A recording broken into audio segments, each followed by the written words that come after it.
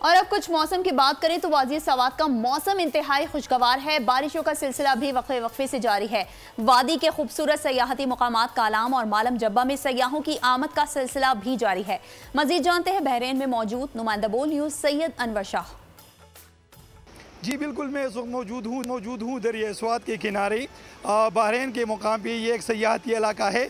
स्वात में चूँकि मौसम काफ़ी खुशगवार हो गया है, बारिशों का सिलसिला जो है वो वक्फे से जारी है, जिसके बाद मुकामी और गैर मुकामी सयाहों की बड़ी तादाद जो है वो इन तफरीही मकामात का रुख कर रही है। स्वात की जितनी भी तफरीही मकामात हैं, मदियन, बहरीन, मालम जब्बा, कालाम, उतरोड़, गबराल, महोडंड, वहाँ पर सयाहों की बड़ी तादाद जो है वो इस वक्त मौजूद है।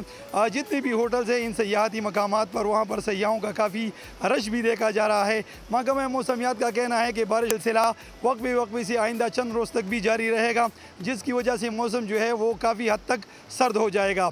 जी सब्सक्राइब करें और बेल दबाएं ताकि कोई खबर रह न जाए।